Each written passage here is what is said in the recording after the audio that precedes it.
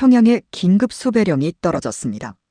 북한 최고 권력층만 타는 VIP 전용기, 그 안에서 22살 미녀 승무원이 그것을 받았습니다. 22살 진아가 목숨을 걸고 남한에 와서 폭로한 북한 최고 엘리트층의 충격적 실상. 명품 향수 한 병이 어떻게 사형도구로 둔갑했는지 그녀가 가져온 증언은 모두를 경악해 했습니다. 과연 22살 여자아이는 어떻게 북한 보위부의 감시망을 뚫고 탈출에 성공했을까요? 여러분의 구독과 좋아요 하나하나가 숨겨진 북한의 진실을 세상에 알리는 힘이 됩니다. 제 이름은 진아입니다. 22살이었던 2016년, 저는 북한에서 가장 부러움받는 자리에 있었습니다. 고려항공 VIP 전용기 승무원이었습니다. 여러분, 북한에서 이 자리에 오르는 게 얼마나 어려운지 아십니까?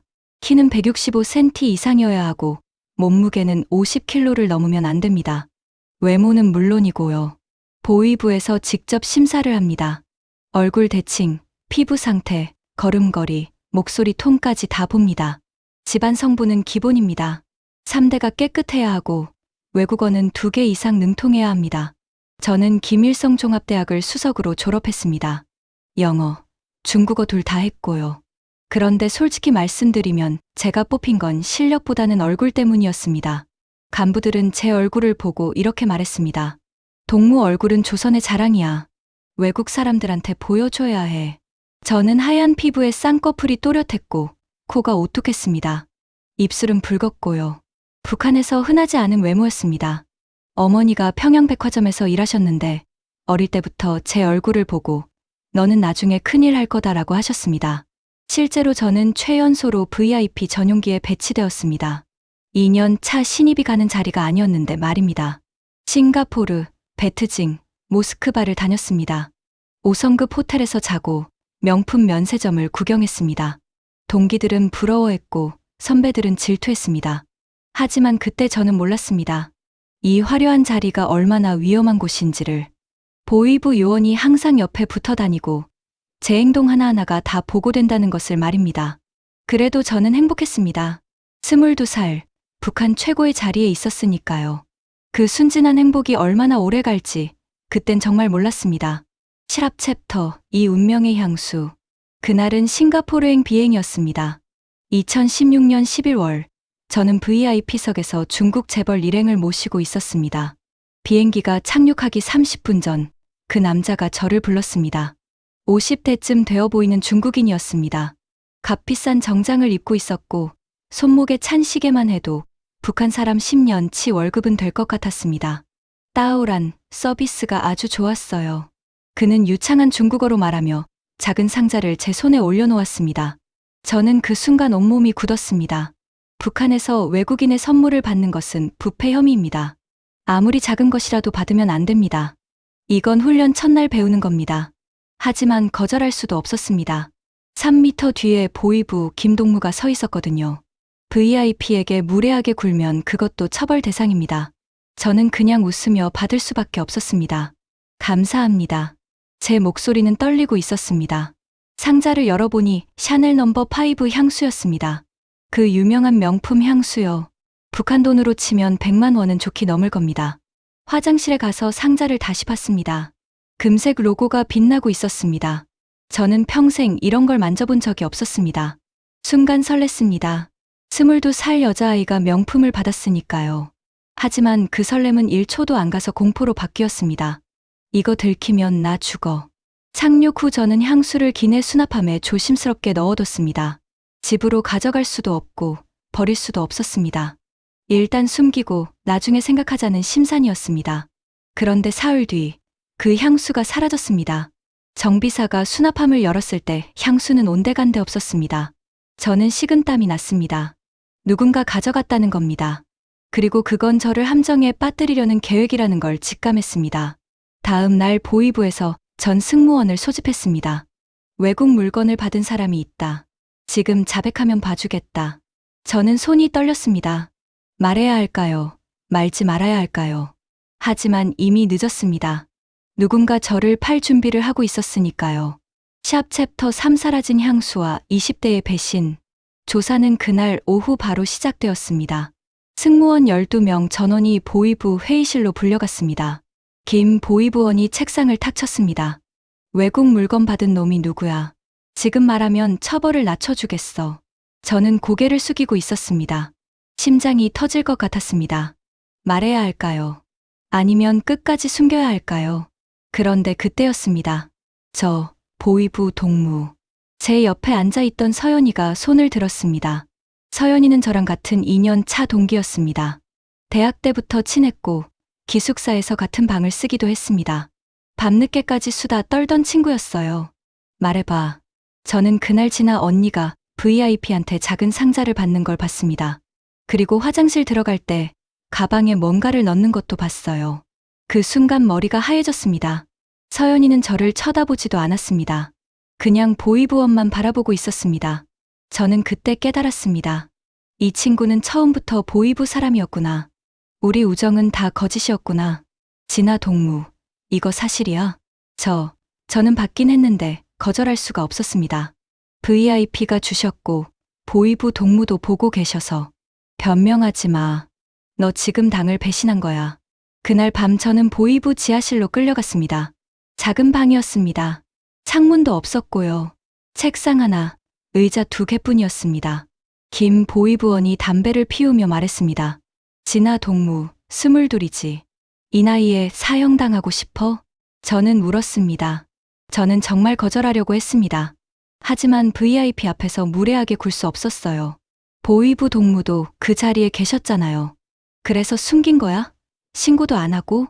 숨긴 게 아니라 수납함에 넣어뒀습니다. 나중에 처리하려고요. 그럼 그 향수 어디 갔어? 누가 가져갔는데? 저는 대답할 수 없었습니다. 정말 몰랐거든요. 하지만 그때 확신했습니다. 이건 계획된 일이라는 걸. 누군가 저를 제거하려고 향수를 훔쳐간 겁니다. 그리고 서연이는 그걸 증언하도록 미리 준비된 증인이었던 거죠. 진아 동무, 다음 비행 끝나고 다시 부르겠어. 그때까지 생각 잘해. 그 말은 사형 선고나 다름없었습니다. 저는 그날 밤 한숨도 자지 못했습니다. 22살 제 인생이 이렇게 끝나는구나 싶었습니다.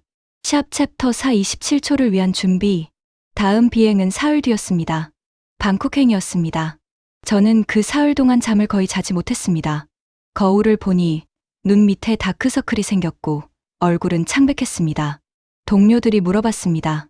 진아야, 어디 아파? 아니야, 그냥 좀 피곤해. 하지만 진짜 이유는 달랐습니다. 저는 죽을 각오를 하고 있었습니다. 아니, 정확히는 탈출할 각오를요. 이틀째 되는 날 밤, 저는 결심했습니다. 이번 비행에서 도망가겠다고. 북한으로 돌아가면 저는 죽습니다. 보위부는 이미 결정을 내렸을 겁니다. 22살 제 인생이 향수 하나 때문에 끝나는 건 억울했습니다. 하지만 가장 힘든 건 가족이었습니다. 아버지, 어머니, 오빠. 제가 도망가면 그분들이 처벌받습니다. 연좌제라는 게 있거든요. 3대가 처벌받습니다. 아버지는 무역회사에서 쫓겨날 거고, 어머니는 백화점에서 해고될 겁니다. 오빠는 군대에서 불명예 제대당할 거예요. 저는 편지를 쓰고 싶었습니다. 아버지, 어머니, 죄송합니다. 저는 살고 싶었어요 라고요. 하지만 쓸 수 없었습니다. 편지를 남기면 탈출 계획이 들통날 테니까요. 그냥 마음속으로만 말했습니다. 아버지, 어머니, 사랑해요. 오빠, 미안해요. 저는 기숙사 책상 서랍 깊은 곳에 가족 사진 한 장을 숨겨뒀습니다. 어린 시절 대동강에서 찍은 사진이었어요. 그게 제가 남길 수 있는 전부였습니다. 탈출 준비는 조용히 했습니다. 먼저 방콕 공항 구조를 머릿속에 외웠습니다. 예전에 3번 갔었거든요. 기내 후방 출구에서 나가면 정비구역이 나옵니다. 거기서 화물벨트 쪽으로 20m만 뛰면 사각지대가 있어요. CCTV가 안 보는 구간입니다. 문제는 타이밍이었습니다. 착륙 후에는 보위부 요원이 항상 저를 감시합니다. 단 1초도 혼자 있을 수 없어요. 그래서 저는 기도했습니다. 딱 30초만, 아니 20초만이라도 감시가 풀리는 순간이 오기를 바랐습니다. 비행 전날 밤, 저는 화장실에 가서 작은 구급약을 챙겼습니다. 소화제, 진통제, 밴드. 도망가서 다칠 수도 있으니까요. 그리고 속옷 안쪽에 중국 돈 500위안을 숨겼습니다. 예전에 면세점에서 몰래 환전해 둔 거였어요. 준비는 끝났습니다. 이제 남은 건 용기뿐이었습니다. 22살 여자아이가 혼자 외국 공항에서 도망친다는 게 말이 됩니까? 하지만 안 도망가면 죽습니다. 선택의 여지가 없었습니다. 출발 당일 아침, 거울을 보며 스스로에게 말했습니다. 진아야, 오늘 아니면 끝이야. 살고 싶으면 뛰어. 샵 챕터 5 22살에 27초. 비행기가 방콕 공항에 착륙했습니다. 오후 4시 35분이었습니다. 저는 평소처럼 VIP석 정리를 했습니다. 물컵 치우고, 담요 개고, 쓰레기 버리고. 손이 떨렸지만 티 내지 않으려고 애썼습니다. 김 보이부원은 저를 계속 쳐다보고 있었어요. 승객들이 다 내렸습니다. 이제 저희 차례였습니다. 보통은 VIP 짐을 챙겨서 같이 내립니다. 그런데 그날은 달랐습니다. 야, 이거 뭐야? 갑자기 중국인 VIP가 소리를 질렀습니다. 자기 가방에서 뭔가 빠졌다는 겁니다. 고급 시계였어요. 김 보이부원이 황급히 달려갔습니다. 죄송합니다. 제가 직접 찾아드리겠습니다. 그는 지상 요원과 함께 화물칸을 뒤지기 시작했습니다. VIP는 계속 소리를 질렀고요. 보이부원은 저를 쳐다볼 겨를이 없었습니다. 바로 그 순간이었습니다. 저는 심장이 터질 듯 했습니다. 손목 시계를 봤어요. 지금 아니면 기회가 없습니다. 저는 숨을 크게 들이쉬고 뒤를 돌았습니다. 후방 비상구였습니다. 손잡이를 돌렸습니다. 문이 열렸어요. 밖에서 뜨거운 바람이 들어왔습니다. 저는 계단도 없이 그냥 뛰어내렸습니다. 높이가 2미터는 됐을 겁니다. 발목이 삐끗했지만 아픈 걸 느낄 겨를이 없었습니다. 저기 승무원이 내려갔습니다. 정비사가 소리쳤습니다. 저는 미친 듯이 달렸습니다. 정비구역, 화물벨트, 사각지대. 머릿속에 외운 대로 움직였어요. 삐익! 사이렌이 울렸습니다. 공항 전체에 경보가 퍼졌어요. 저는 뒤도 돌아보지 않고 뛰었습니다. 하이힐이 벗겨졌지만 그냥 맨발로 뛰었습니다. 멈춰, 거기 서. 뒤에서 김 보이부원 목소리가 들렸습니다. 하지만 저는 멈추지 않았습니다. 화물 벨트 뒤쪽 좁은 틈으로 몸을 밀어 넣었어요. 거기는 컨테이너 박스들이 쌓여 있었습니다. 저는 박스 사이에 몸을 숨겼습니다. 온몸이 떨렸습니다. 숨소리가 너무 커서 들킬 것 같았어요. 심장이 귓가에서 쿵쿵거렸습니다. 입을 손으로 막았습니다. 발소리가 가까워졌습니다. 이쪽에 있을 거야. 찾아. 김 보이부원이 정비사들한테 소리쳤습니다. 저는 숨도 못 쉬고 있었어요. 그들은 제가 숨은 곳에서 3미터 떨어진 곳까지 왔습니다. 그때였습니다. Excuse me, you can't be here. This is restricted area. 태국 공항 보안요원이 나타났습니다. 김 보이부원은 뭐라고 따졌지만 태국어를 못했어요. 결국 그들은 물러났습니다. 저는 그 자리에서 30분을 더 숨어 있었습니다. 시계를 봤어요. 문을 열고 뛰어내려서 여기까지 온 시간, 정확히 27초였습니다. 제 인생이 바뀐 27초였습니다. 22살 여자아이의 27초. 그게 저를 살렸습니다. 샵 챕터 68초의 남자, 그리고 72시간. 30분이 지나고 주변이 조용해졌습니다. 저는 조심스럽게 컨테이너 밖으로 나왔습니다. 맨발이었습니다. 유니폼은 땀으로 흠뻑 젖어 있었고요. 발목은 퉁퉁 부어올랐습니다. 어디로 가야 할지 막막했어요. 태국어도 못하고 아는 사람도 없고 22살 여자아이가 혼자 이 넓은 공항에서 뭘 할 수 있겠습니까?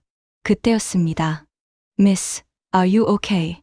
누군가 영어로 말을 걸었습니다. 저는 깜짝 놀라 뒤를 돌아봤어요. 30대쯤 되어 보이는 서양 남자였습니다. 그런데 낯이 익었습니다. 당신, 저번에. 네, 맞습니다. 싱가포르 공항에서 봤죠. 8초 동안. 바로 그 남자였습니다. 한 달 전 싱가포르 비행 때 공항 복도에서 스쳐 지나가며 눈이 마주쳤던 사람이요. 그때 그는 제 눈을 보며 입모양으로 뭔가를 말했었어요. help라고요. 저는 국제인권기구 연락원입니다. 당신 같은 사람들을 돕는 일을 합니다. 어떻게 제가 여기 있는 걸 알았어요? 공항 사이렌이 울렸을 때부터 기다리고 있었습니다. 당신이 도망칠 거라고 예상했어요. 저는 그 자리에서 무릎이 꺾였습니다. 그냥 주저앉아서 울었어요. 누군가 저를 도와준다는 게 믿기지 않았습니다. 울지 마세요. 지금은 움직여야 합니다. 북한 측에서 곧 태국 정부에 압력을 넣을 겁니다. 그는 저를 차에 태웠습니다. 방콕 도심에서 1시간을 달려 외곽으로 갔어요. 낡은 공장 지대였습니다. 그곳에 컨테이너로 만든 작은 방이 있었어요. 창문도 없고 에어컨도 없었습니다. 하지만 저는 감사했습니다. 살아있으니까요. 여기서 3일만 있으세요. 그동안 서류를 준비하겠습니다. 북한에서 저를 찾으러 오지 않을까요? 이미 왔습니다. 지금 태국 외교부에서 당신 송환을 요구하고 있어요. 하지만 우리도 국제기구 이름으로 보호 요청을 넣었습니다. 저는 가슴이 철렁 내려앉았습니다. 그럼 제 가족은요? 아버지, 어머니, 오빠는 괜찮을까요? 그는 한참 말이 없었습니다. 그러다가 조용히 말했어요. 솔직히 말씀드리면 어려울 겁니다. 북한은 연좌제가 있으니까요. 저는 또 울었습니다. 제가 살기 위해 가족을 버렸다는 죄책감이 몰려왔어요. 아버지 얼굴, 어머니 목소리, 오빠 웃음소리가 머릿속에 맴돌았습니다. 하지만 돌아갈 순 없었습니다. 돌아가면 저도 죽고 가족도 어차피 처벌받을 테니까요. 그날 밤 저는 컨테이너 바닥에 누워 천장을 바라봤습니다. 72시간. 사흘만 버티면 된다고 했습니다. 그 사흘이 1년처럼 길게 느껴졌어요. 하지만 저는 이미 27초를 버텼습니다. 72시간쯤이야 버틸 수 있을 거라고 스스로를 다독였습니다. 22살 지나는 그렇게 첫 번째 밤을 보냈습니다. 샵 챕터 7 국경을 넘는 72시간. 사흘이 지났습니다. 그 남자가 다시 왔습니다. 손에는 서류 뭉치와 여권을 들고 있었어요. 준비됐습니다. 오늘 밤 출발합니다. 어디로 가요? 먼저 말레이시아 쿠알라룸푸르로 갑니다. 거기서 환승해서 인천으로 가는 겁니다. 저는 여권을 받아봤습니다. 태국 이름이 적혀 있었어요. 사진은 제 얼굴인데 이름은 달랐습니다. 신부는 의료 피난자입니다. 희귀병 치료를 위해 한국으로 간다는 설정이에요. 진단서도 여기 있습니다. 가짜 서류였지만 정교했습니다. 병원 도장도 찍혀 있고 의사 서명도 있었어요. 비행기에서는 절대 북한말 쓰지 마세요. 영어나 태국어만 써야 합니다. 아니면 아예 말을 하지 마세요. 알겠습니다. 그날 밤 11시, 저는 방콕 공항으로 다시 돌아왔습니다. 사흘 전에 맨발로 도망쳤던 그 공항이었어요. 이번에는 평범한 옷을 입고 평범한 여행객처럼 걸었습니다. 하지만 심장은 미친 듯이 뛰었어요. 체크인 카운터에서 여권을 내밀었습니다. 직원이 여권을 보더니 저를 쳐다봤습니다. 의료 피난자세요? Yes. 괜찮으세요? 안색이 안 좋아 보이는데. I'm okay. Just tired. 직원은 탑승권을 건넸습니다. 저는 그 종이를 받는 순간 다리가 풀렸어요. 1단계 통과한 겁니다. 비행기에 탔습니다. 좌석은 이코노미맨 뒷자리였어요. 창문 쪽이었습니다. 저는 창밖을 보며 생각했습니다. 이 비행기만 뜨면 태국을 벗어나는 거야. 비행기가 움직이기 시작했습니다. 활주로를 달렸어요. 그리고 떴습니다. 저는 그때 처음으로 안도의 한숨을 쉬었습니다. 2시간 반 뒤 쿠알라룸푸르에 도착했습니다. 환승 구역으로 걸어가는데 심장이 또 뛰기 시작했어요. 여기가 제일 위험한 곳이었습니다. 북한 사람들도 쿠알라룸푸르를 많이 경유하거든요. 면세점을 지나가는데 저는 멈춰 섰습니다. 앞에서 북한 남자 둘이 걸어오고 있었어요. 정장을 입고 있었는데 북한 스타일이었습니다. 그중 한 명이 저를 봤습니다. 그 순간 시간이 멈췄습니다. 그 남자는 저를 알아본 것 같았어요. 눈빛이 달라졌거든요. 저도 그 사람을 알았습니다. 평양에서 본 적 있는 무역회사 간부였어요. 끝났다. 저는 그렇게 생각했습니다. 하지만 그 남자는 그냥 지나갔습니다. 뒤돌아보지도 않고요. 왜 그랬을까요? 지금도 모르겠습니다. 혹시 저를 못 알아본 걸까요? 아니면 알아봤는데도 모른 척한 걸까요? 어쩌면 그도 저처럼 이 체제가 싫었던 건 아닐까요? 저는 다리가 후들거렸지만 계속 걸었습니다. 인천행 게이트까지 500m. 그 500m가 5km처럼 멀게 느껴졌어요. 게이트에 도착했습니다. 탑승권을 내밀었습니다. 삐 소리가 났어요. 통과했습니다. 비행기에 올랐습니다. 대한항공이었습니다. 승무원이 한국말로 인사했어요. 안녕하세요, 승객님. 그 말을 듣는 순간 저는 울컥했습니다. 같은 말인데 억양이 달랐어요. 부드러웠습니다. 저는 자리에 앉아서 조용히 울었습니다. 이제 4시간만 있으면 인천입니다. 자유입니다. 샵 챕터 800 화점에서 멈춰선 22살. 비행기가 인천공항에 착륙했습니다. 2017년 3월 15일 오전 6시였습니다. 저는 비행기에서 내려 입국장으로 걸어갔어요. 다리가 떨렸습니다. 여권 심사대 앞에 섰습니다. 직원이 여권을 보더니 뭔가 이상하다는 표정을 지었어요. 잠시만요. 그는 어디론가 전화를 했습니다. 잠시 후 정장 입은 남자 둘이 나타났어요. 저희와 함께 가시죠. 국정원이었습니다. 저는 그제야 안심했습니다. 이제 진짜 안전한 겁니다. 조사는 한 달 동안 이어졌습니다. 국정원에서는 제 이야기를 하나하나 확인했어요. 향수 사건, 서연이 증언, 보위부 신문, 27초 탈출. 모든 걸 다시 말했습니다. 한 달 뒤, 조사관이 말했습니다. 진아 씨, 향수 사건은 처음부터 조작이었습니다. 당신을 제거하려는 계획이었어요. 서연이라는 승무원은 2년 전부터 보위부 협조자였고요. 저는 그 말을 듣고 분노했습니다. 하지만 동시에 안도했어요. 제가 미쳤던 게 아니라는 걸 확인했으니까요. 하나원에서 석탈을 보냈습니다. 나만 사회적응 교육을 받았어요. 은행 사용법, 지하철 타는 법, 편의점 이용법. 북한에서는 상상도 못했던 것들이었습니다. 하나원을 수료한 날, 담당 선생님이 물었습니다. 진아 씨, 가고 싶은 곳 있어요? 명동 가보고 싶어요. 백화점 구경하고 싶습니다. 다음 날 저는 명동에 갔습니다. 롯데백화점이었어요. 입구에 들어서는 순간 숨이 막혔습니다. 너무 화려했거든요. 샹들리에, 대리석 바닥, 반짝이는 조명. 북한 백화점하고는 차원이 달랐어요. 1층 화장품 매장으로 갔습니다. 그리고 저는 그 자리에 멈춰 섰습니다. 샤넬 코너였어요. 유리 진열대 안에 향수들이 가득 놓여 있었습니다. 샤넬 넘버 5. 그 향수가 200개도 넘게 진열되어 있었어요. 저는 그 앞에서 움직일 수가 없었습니다. 북한에선 이거 하나 때문에 죽을 뻔했는데. 손이 떨렸습니다. 눈물이 났어요. 매장 직원이 다가왔습니다. 손님, 괜찮으세요? 저는 대답도 못하고 그냥 울었습니다. 그 자리에 주저앉아서 30분 동안 울었어요. 사람들이 쳐다봤지만 신경 쓰지 않았습니다. 북한에선 이 향수 하나가 사형 이유였습니다. 여기선 누구나 살 수 있었어요. 고등학생도 사고, 대학생도 사고, 아줌마도 샀습니다. 그냥 돈만 있으면 살 수 있는 거였어요. 이게 자유구나 싶었습니다. 지금 저는 서울의 한항공 서비스 학원에 다니고 있습니다.